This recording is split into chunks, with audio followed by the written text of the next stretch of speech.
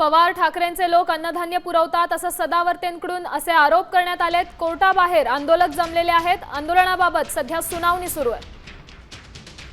पोलिसांचे निर्देश पाळले जात नाहीत असं सरकारकडनं ही बाजू मांडण्यात आली आहे। हायकोर्टात सुनावणी सुरू आहे आणि आंदोलक सीएम बाबत अपशब्द वापरतायत असं सदावर्तेंकडून देखील सांगण्यात येत आहे। त्यासोबत सीएम बाबत त्यांच्या आईंबद्दल अपशब्द वापरतायत असं देखील सदावर्ते या ठिकाणी बोलतात। पोलिसांची काय किंमत आहे असा देखील सवाल हायकोर्टात सदावर्तेंनी विचारला।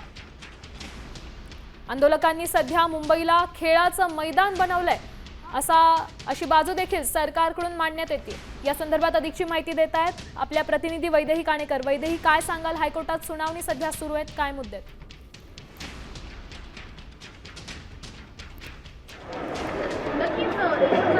गेल्या अर्ध्या तासापासून जवळपास हायकोर्टामध्ये ही सुनावणी सुरू आहे आणि या सुनावणी दरम्यान वेगवेगळ्या बाजू कोर्टामध्ये मांडण्यात आलेल्या आहेत। महाधिवक्त्यांनी देखील अनेक गोष्टी मांडलेल्या आहेत, पण सगळ्यात महत्त्वाचं म्हणजे याचिकाकर्त्यांनी महत्त्वाच्या गोष्टी ज्या आहेत त्या अधोरेखित केलेल्या बघायला मिळतात। त्यांचं असं म्हणणं आहे की अटी शर्ती देऊन जर आंदोलकांना परवानगी दिली होती तर अटी शर्ती त्या ठिकाणी पाळल्या का गेल्या नाहीत।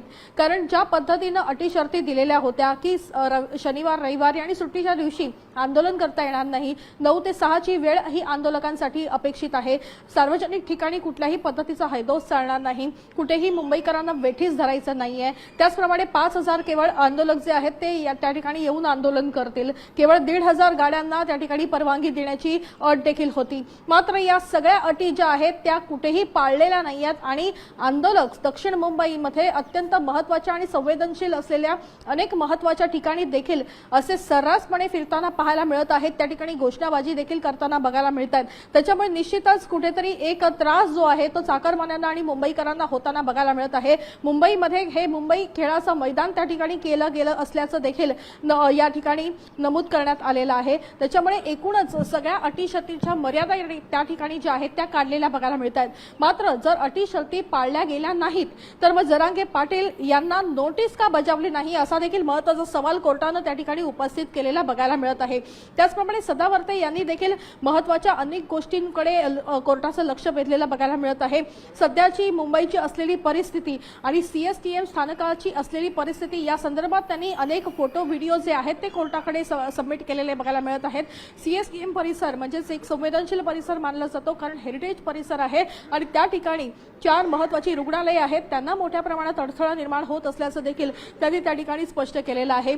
त्या ठिकाणी अनेक खरं तर असभ्य अशी वर्तवणूक जी आहे ती आंदोलकांकडून केली जात असल्याचं वक्तव्य केलेलं आहे। याच आंदोलकांना काही महाविकास आघाडीच्या सरकारच्या प्रमुख राजकीय पक्षांकडून रसद पुरवली जात असल्याचा देखील आरोप त्यांनी केलेला आहे। याशिवाय महत्त्वाच्या खासदार त्या ठिकाणी गेल्या असता त्यांच्या गाड्यांवर देखील बाटल्या आंदोलकांकडून फेकण्यात आल्या असल्याचं देखील त्यांनी स्पष्ट केलेलं आहे। तसेच काही महिला पत्रकारांवर जे आहे ते असभ्य अशी वर्तवणूक जी आहे ती आंदोलकांकडून केली जात असल्याचं देखील गुणरत्न सदावर्ते यांनी कोर्टाकडून नमूद केलेलं आहे। त्याच्यामुळे सगळ्या बाजू ज्या आहेत त्या या ठिकाणी याचिकाकर्त्यांकडून सध्या कोर्टाकडे मांडल्या गेलेल्या आहेत। कोर्टाकडून एक महत्त्वाचं स्पष्टीकरण करण्यात आलेलं आहे की त्या ठिकाणी अट जी आहे ती दिलेली होती ती मात्र मान्य केलेली नाही। महाधिवक्ता यांनी देखील ती गोष्ट मान्य केलेली बघायला मिळत आहे। त्याच्यामुळे आता कोर्ट नेमकं काय बाजू मांडणार किंवा काय नेमकं स्पष्टीकरण करणार याच्याकडे प्रत्येकाचं लक्ष आहे। पण वैदेही, आपण पाहिलं जरांगेंनी गेल्या 3 दिवसापासून आंदोलकांना आवाहन केलेलं आहे शांतता राखण्याचं, तरी देखील मुंबईच्या काही भागांमध्ये वाहतूक कोंडी झाली आहे, त्याबद्दल कोर्टात काही बोलण्यात आलंय का?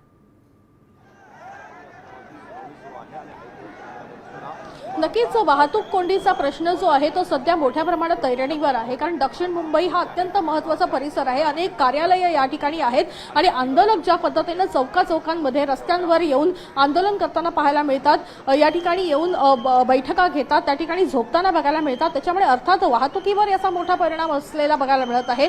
अनेक सार्वजनिक ठिकाणी ज्या पद्धतीने खेळाचे सामने रंगलेले बघायला मिळतात, खेळाचा आखाडा जो आहे तो त्या ठिकाणी सार्वजनिक ठिकाणी पाहायला मिळतोय। त्याच्यामुळे गाड्या ज्या आहेत आहेत त्या योग्य वेळेतून त्या ठिकाणी जात नसल्याचं देखील बाजू या ठिकाणी मांडण्यात आलेली आहे.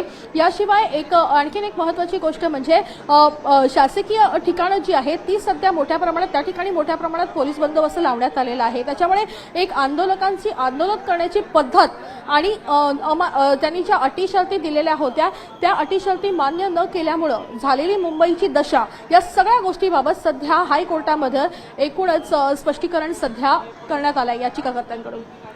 आता isakal.com आहे देशातील नंबर 1 ची मराठी न्यूज वेबसाईट. प्रत्येक अपडेटसाठी isakal.com ला नक्की भेट द्या.